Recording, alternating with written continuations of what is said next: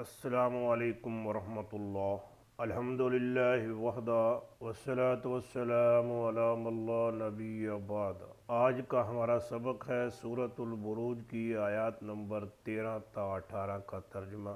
اللہ تبارک و تعالی انسان سے بہت محبت کرتے ہیں اور ساتھ ساتھ ڈانٹ بھی، لیکن یہ ڈانٹ ایسی ہے جیسی والدین کی اولاد سے ہوتی ہے۔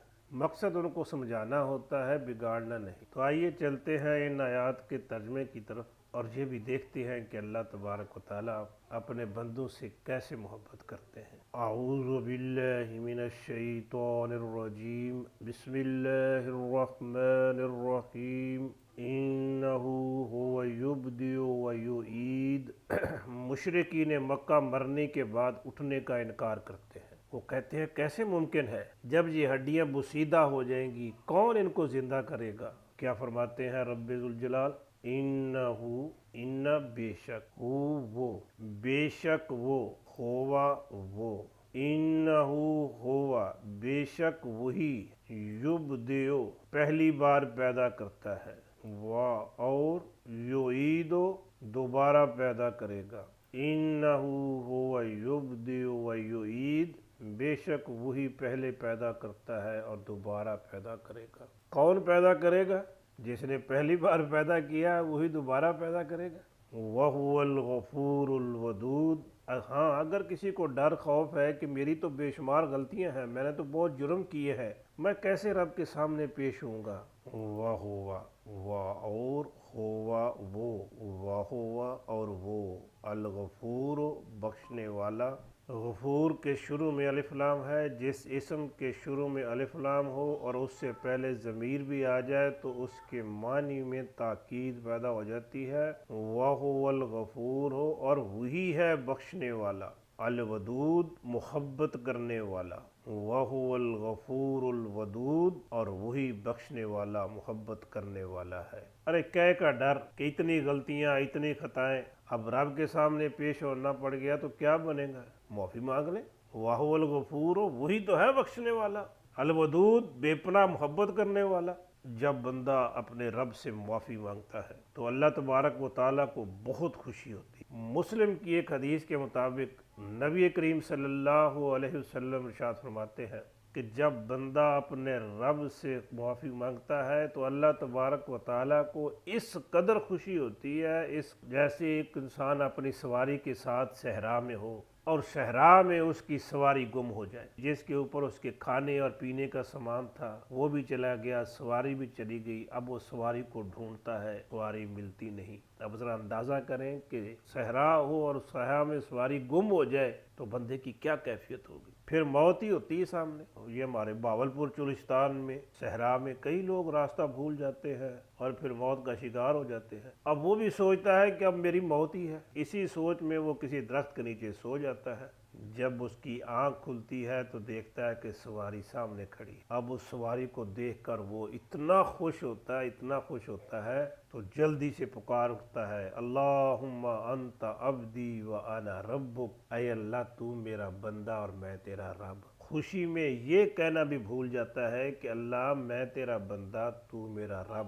جتنی اس بندے کو خوشی ہوتی ہے اپنی سواری کو دوبارہ پا کر، جسے اپنی موت نظر آ رہی تھی تو اسے دوبارہ زندگی مل گئی، اس سے زیادہ خوشی اللہ ذوالجلال کو ہوتی ہے جب بندہ اس سے معافی مانگتا ہے۔ ذو العرش المجید، وہ رب جو اپنے بندوں سے اس قدر محبت کرتا ہے، پیار کرتا ہے، کتنا پاورفل ہے۔ ذو العرش، ذو والا، ذو العرش عرش والا، وہ عرش والا ہے، کتنا بڑا اس کا عرش ہے۔ وسع کرسیہ السماوات والارض، اس کی کرسی تو زمین و آسمان کو گھیرے ہوئے ہے، اتنی بڑی کرسی۔ اندازہ کیجئے کہ وہ ذات کتنی قوت والی ہے۔ المجید رب کی صفت ہے، بڑی شان والا۔ ذو العرش المجید، عرش کا مالک، بڑی شان والا۔ فعال لما یرید، فاعل کرنے والا اور فعال کر گزرنے والا۔ بعض لوگ کوئی کام کرنے والے ہوتے ہیں لیکن ان کے راستے میں کوئی نہ کوئی چیز رکاوٹ آ جاتی ہے۔ رب تعالیٰ کی کتنی طاقت ہے، فعال کر گزرنے والا ہے، کوئی رکاوٹ اس کو اپنے ارادے سے روک نہیں سکتی۔ لما لی کا ما جو، لما اس کا جو، یریدو وہ ارادہ کرتا ہے، وہ چاہتا ہے، فعال لما یرید جو وہ چاہتا ہے کر گزرتا ہے۔ اگر کوئی بگڑ جائے، وہ بڑی سے بڑی قوم کیوں نہ ہو، اس کو ہلاک کرنا چاہے تو کون ہے اس کا ہاتھ روکنے والا؟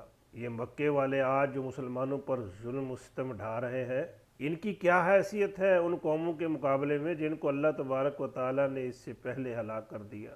حل اتا کا حدیث الجنود، حل کیا، تا کا عطا آیا، کا آپ کے پاس، حدیث واقعہ، الجنود لشکروں کا، جندن کی جمع ہے جنود، حدیث اور جنود مل کے مرکب اضافی بن رہا ہے، حدیث الجنود لشکروں کا واقعہ۔ حل اتا کا حدیث الجنود، کیا آپ کے پاس لشکروں کی خبر آئی ہے؟ فرعون و سمود، فرعون اور سمود کی کتنی بڑی فوج تھی فرعون کی، اور کیسے اس کو سمندر میں غرق کیا۔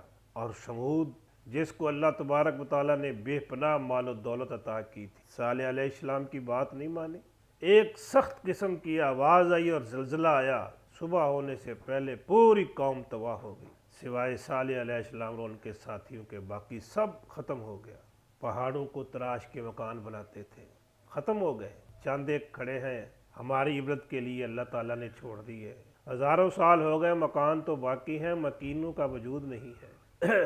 ان آیات میں ہمارے لیے سبق ہے کہ ہم نے مرنے کے بعد دوبارہ زندہ ہونا ہے، اللہ تبارک و تعالیٰ کے سامنے پیش ہونا ہے۔ جس نے پہلی بار پیدا کیا ہے وہ دوبارہ پیدا کرنے پر قادر ہے۔ ہاں، اگر ڈر لگے گناہوں کا تو آج بھی وقت ہے اپنے رب سے معافی مانگ لیجئے، اللہ بہت زیادہ معاف کرنے والا ہے اور بے پناہ محبت کرنے والا ہے۔